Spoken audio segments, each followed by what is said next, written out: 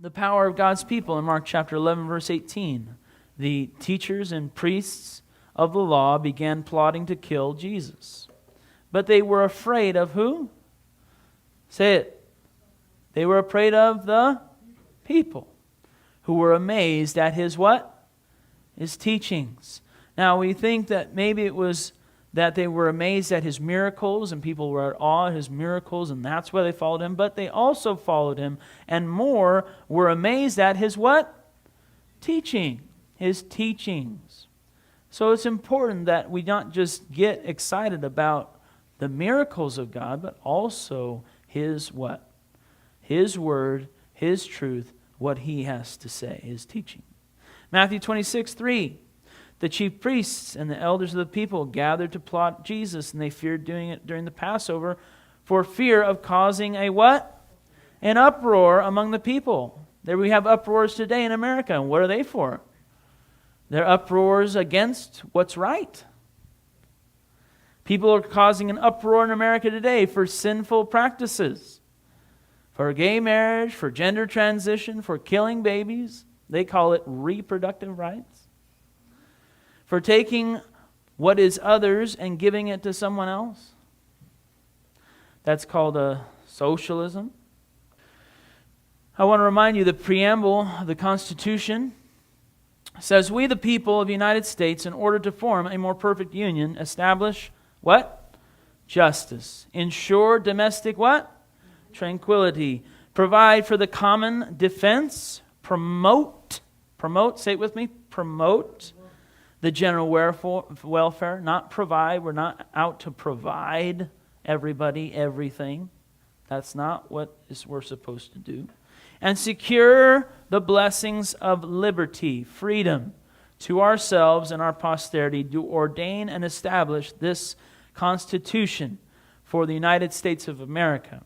I bring this up because the formation of our country is an example of people, the power of people, taking responsibility for justice, for the protection of their citizens, for the freedom and liberty, and for laws that are the same for everyone. See, that was the goal of the Constitution. They didn't want to have laws for thee and not for me, right? We don't like that in America. We don't like seeing that the law doesn't apply to certain people, but it applies to me. This guy gets to get off. He can go speed on the highway, but I can't because I'm not an official. This guy can go and steal money, but I can't. Right? We don't like that.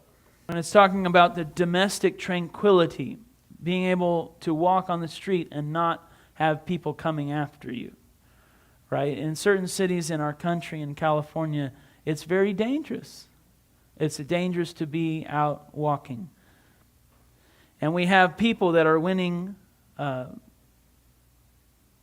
offices and becoming officials, attorneys, district attorneys, that will not uphold the laws and ensure domestic what? Tranquility, which is another word of peace, right? When I walk down the street, I don't want somebody coming up and telling me, give me your money. And you know, holding up a knife to me or whatever. No. When I go to the store, I don't want to have to get them to open a locked door because everybody's stealing. Right? When I drive somewhere and park my car, I don't want somebody just taking my catalytic converter or stealing my car because they get away with it. No. It's wrong.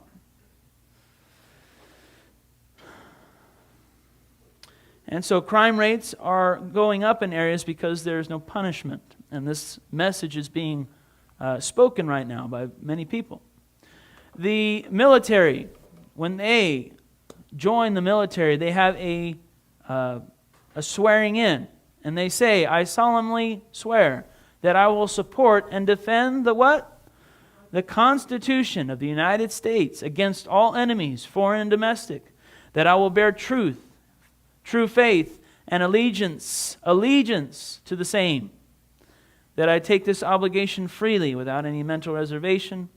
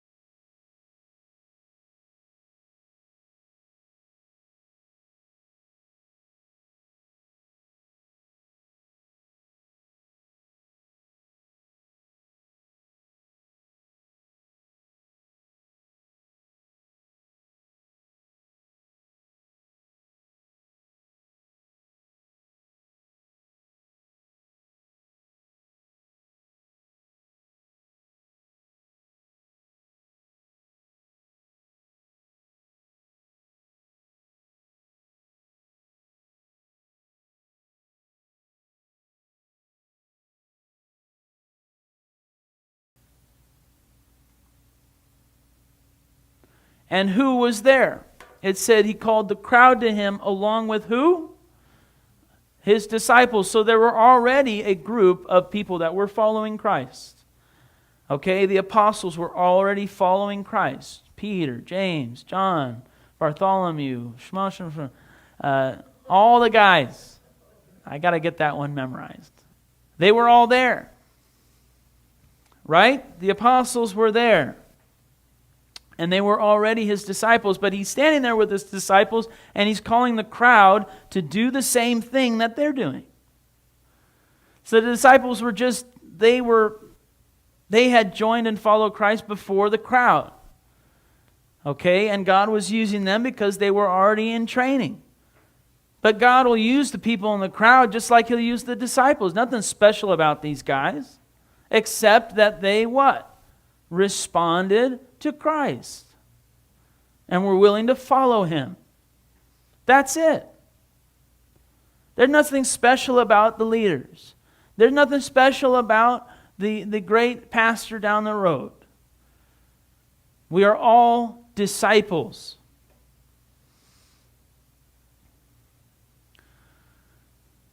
And so the people were called with the leaders. And again, we want to remind you that the leaders, we're not going anywhere. We don't have anything without Jesus Christ. The people, you don't have anything without Jesus Christ. And so God is calling all people to become His disciples.